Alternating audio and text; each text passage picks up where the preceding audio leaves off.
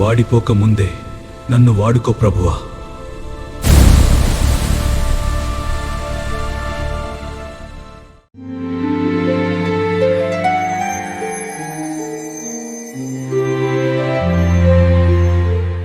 మన ప్రభువు మన రక్షకుడు అయిన యేసుక్రీస్తు నామమున అందరికీ వందనాలు, దేవునికి స్తోత్రాలు. మనల్ని ప్రేమించి మనము ఆయనకు పరిమళ వాసనగా ఉండాలని మన కొరకు బలిగా అర్పణగా అయిపోయిన యేసుక్రీస్తు ప్రభు మరొక నూతన దినమును మనకు అనుగ్రహించి ఆయన పరిమళ వాసనగా మనం జీవించాలని, ఆయన సువాసనగా మనం ఉండాలని కోరుకుని మన బ్రతుకులలో మరొక అవకాశం ఇచ్చి ఆయనను స్తుతించుకునే భాగ్యం, ఆయన వాక్యమును ధ్యానించుకునే భాగ్యం ఇచ్చినందుకై సమస్త మహిమ ఘనత ప్రభావములు యేసయ్యకు మాత్రమే చెల్లునుగాక. ఆ వాక్యమైన దేవుడు ఈ నూతన దినములో మనకు అనుగ్రహించిన పరమవాక్య ధ్యానము కృపావార్త, పరమగీత గ్రంథము 4వ అధ్యాయము 11వ వచనము. ప్రాణేశ్వరి, నీ వస్త్రముల సువాసన లెబానోను సువాసన వలె ఉన్నది. దేవునికి స్తోత్రం కలుగునుగాక, దేవునికి మహిమ కలుగునుగాక. దేవుని యందు ప్రియమైన వారలారా, దేవాది దేవుడు పెండ్లి కుమార్తెను ప్రాణేశ్వరిని చూచి, నీ వస్త్రముల సువాసన లెబానోను సువాసన వలె ఉన్నది. దేవునికి స్తోత్రం. సంఘానికి దేవుడిస్తున్న ఒక అర్హత, ఒక భాగ్యం ఏమిటి అని అంటే, నీ వస్త్రముల సువాసన లెబానోను సువాసన వలె. గత 4 రోజులుగా ఈ వాక్యాన్ని మనం ధ్యానిస్తున్నాం.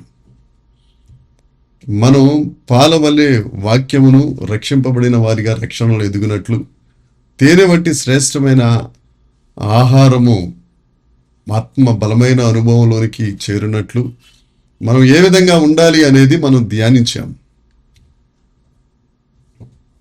ఇజ్రాయేలీలకు దేవుడు అనుగ్రహించిన వాగ్దాన దేశము కూడా పాలు తేనెలు ప్రవహించు దేశమే.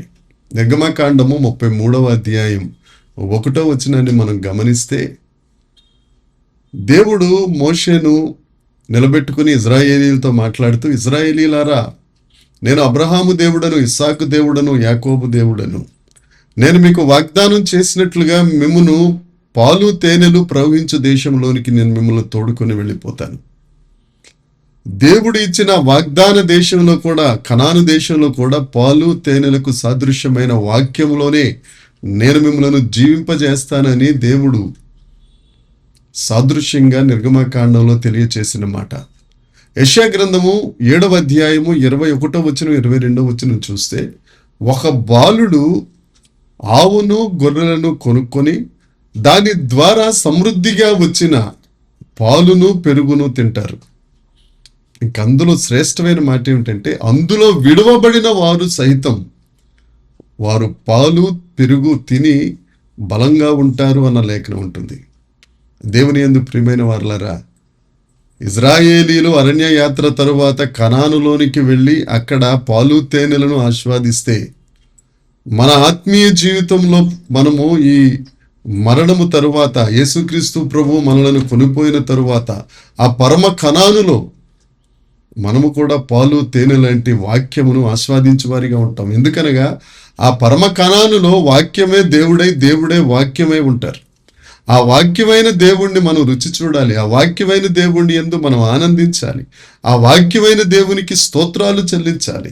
ఆ వాక్యమైన దేవుని యందు తేనెలొలుకు వారిగా, మధు క్షీరములు కలిగిన వారిగా జీవించాలని లేఖనం తెలియజేస్తుంది.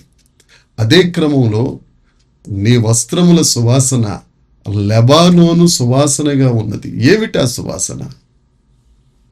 సువాసన అనగా నీ యొక్క ప్రవర్తన దేవుణ్ణి మహిమపరిచేదిగా ఉంటుంది అని దేవుడు సంఘాన్ని, నీ వస్త్రముల నుండి వచ్చే ఆ సువాసన, నీ సత్ప్రవర్తన, దేవుని ఎదుట మంచి మనస్సాక్షి కలిగి నీవు నడుచుట, నీ బ్రతుకులో నువ్వు క్రమముగా నడుచుట, దేవుణ్ణి పోలి నడుచుట, అది నాకు లెబానోను సువాసనగా ఉన్నదని దేవుడు నిన్ను పొగుడుతున్నాడు.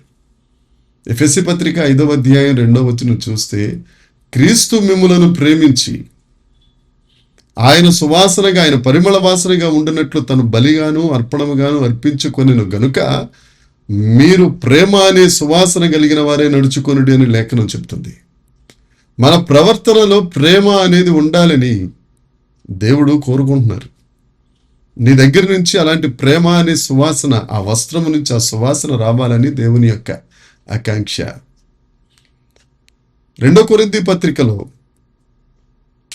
7వ అధ్యాయము 14-15 వచనాలు మనం చూస్తే, రక్షింపబడుతున్న వారికి నశించుచున్న వారికి మేము క్రీస్తు సువాసనగా ఉన్నాం, నశింపబడుతున్న వారికి మరణార్థమైన మరణపు సువాసనగా, రక్షింపబడుతున్న వారికి రక్షణార్థమైన రక్షణ సువాసనగా మేము ఉన్నాము. నీ దగ్గర రక్షణ సువాసన వస్తుందా? ప్రేమ అనే సువాసన వస్తుందా? క్రీస్తును పోలి క్రీస్తు కలిగిన సువాసన అనేది నీ దగ్గర ఏమైనా ఉందా? ధ్యానవాక్యంలో ప్రభు అంటారు, ప్రాణేశ్వరి నీ వస్త్రపు సువాసన.